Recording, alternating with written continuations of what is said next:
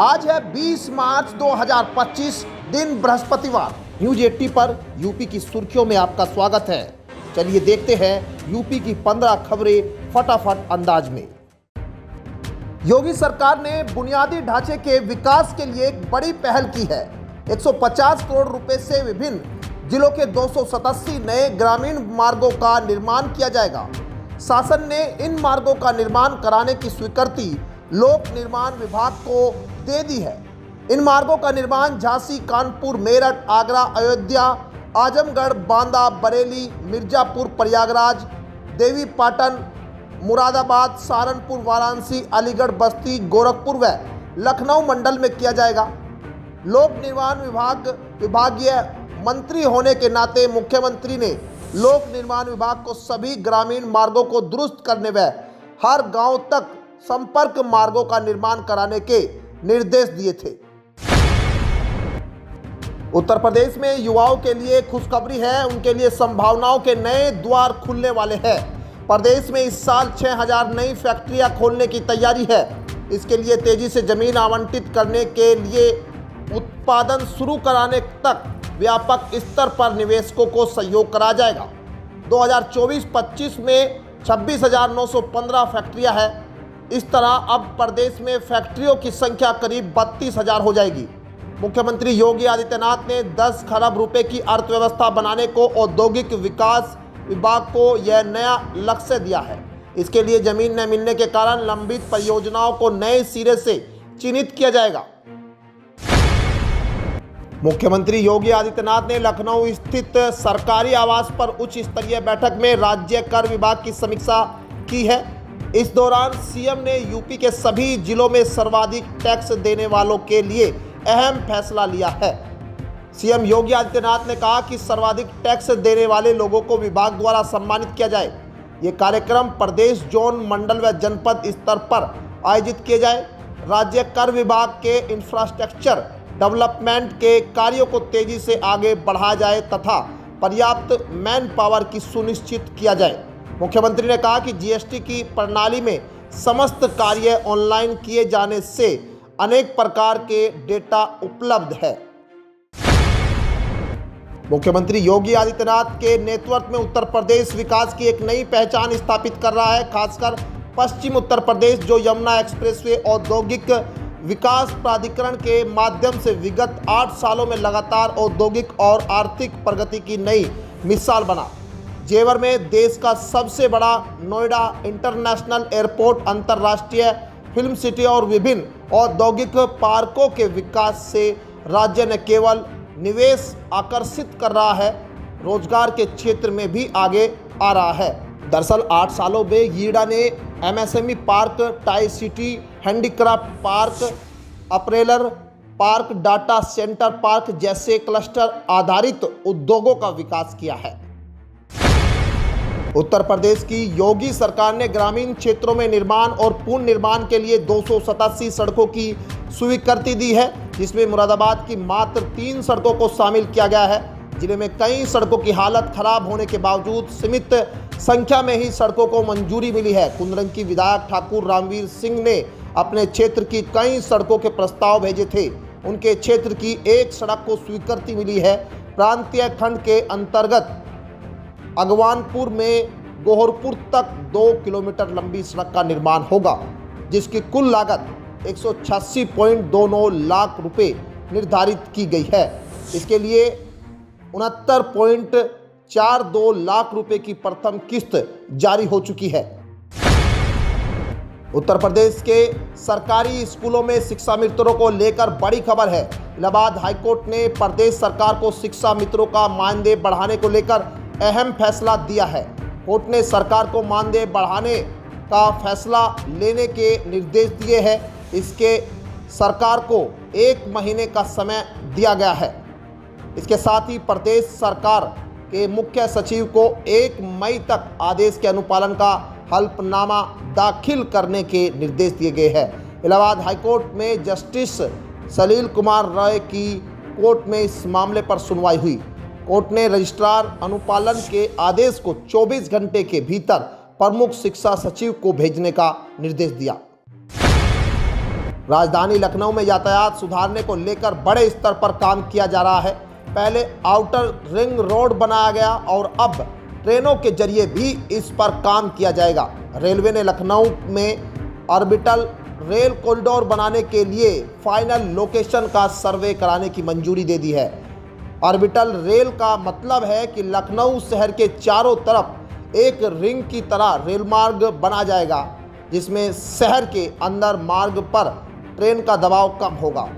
इसके लिए रेलवे 4.25 करोड़ रुपए खर्च करेगा।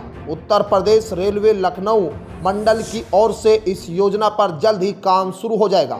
ऑर्बिटल रेल कॉरिडोर करीब 170 किलोमीटर लंबा होगा, जो पूरे शहर को बाहरी ओर से एक गोल घेरे की तरह कवर करेगा, जैसे ज़्यादातर बड़े शहरों में रिंग रोड बनाई जाती है। दिल्ली मेट्रो ने छतरपुर से इग्नू के बीच दूसरी सुरंग का निर्माण पूरा कर लिया है। वहीं दिल्ली की मुख्यमंत्री रेखा गुप्ता ने इस उपलब्धि पर खुशी जताई है। साथ ही उन्होंने एक्स पर एक पोस्ट भी डाली है। इस सुरंग के बनने से राजधानी की कनेक्टिविटी को नया विस्तार मिलेगा और यातायात सुगम होगा। उन्होंने लिखा कि दिल्ली मेट्रो ने दूरियों को कम करते हुए लाखों दिल्ली वासियों के सफर को सुगम और तेज बनाया है।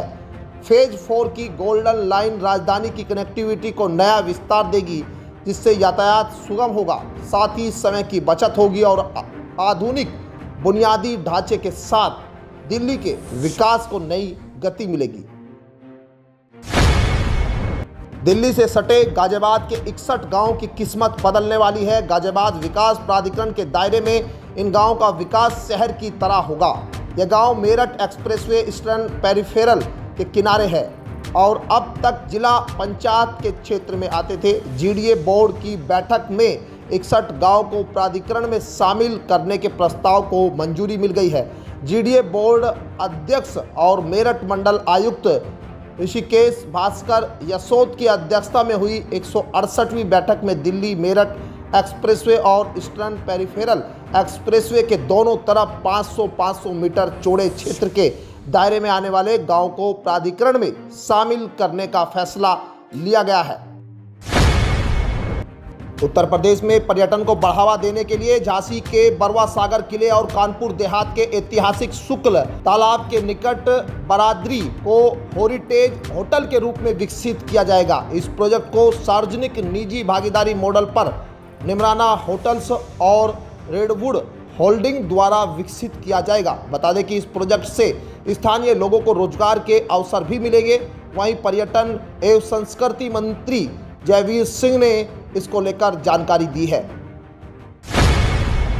नोएडा ग्रेटर नोएडा में रहने वाले लाखों लोगों के लिए अच्छी खबर है। देहरादून मसूरी की ओर अब आना जाना आसान होने वाला है। घर से निकलकर सीधा एक्सप्रेसवे पकड़कर देहरादून तक जा सकेंगे, यानी जल्द ही इन लोगों की ट्रेन से जाने की मजबूरी नहीं रहेगी। दूसरा विकल्प रहेगा। लोगों को यह सौगात national highway authority of India देने जा रहा है। दिल्ली में भाजपा की सरकार बनने के बाद ट्रैफिक जाम से निपटने का प्लान बनाया जा रहा है। चूंकि राज्य और केंद्र दोनों जगह भाजपा की सरकार है, इसलिए सड़क निर्माण के कार्य में किसी तरह का अवरोध आने की गुंजाइश नहीं है। इसी को ध्यान में रखते हुए नोएडा और ग्रेटर नोएडा से दिल्ली देहरादून एक्सप्रेसवे को लिंक करने का प्लान बनाया गया है।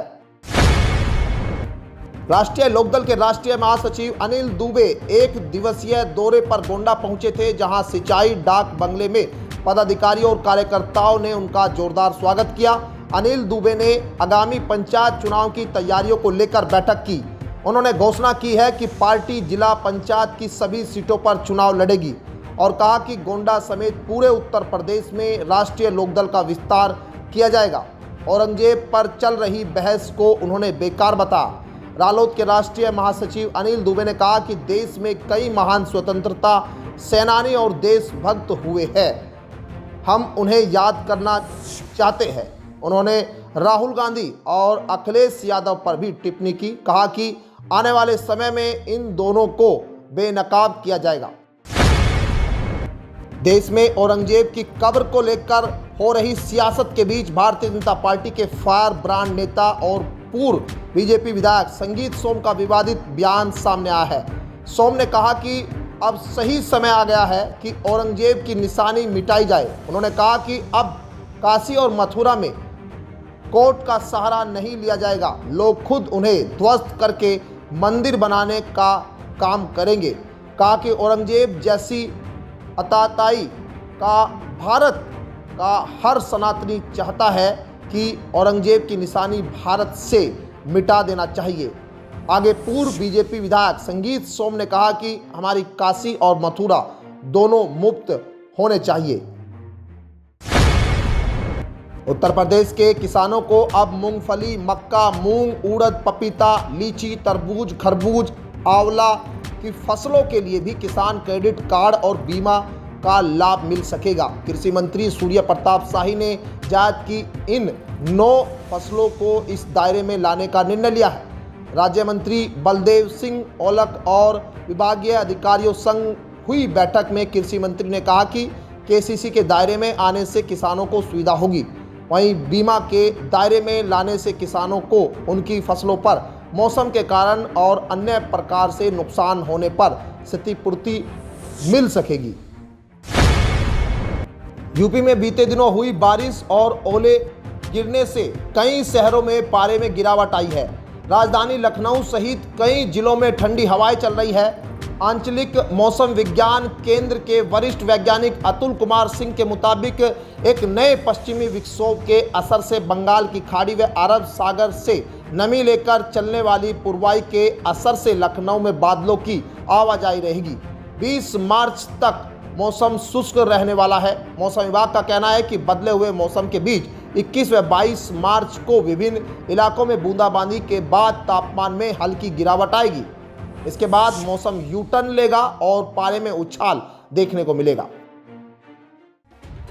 तो ये थी आज की 15 फटाफट खबरें।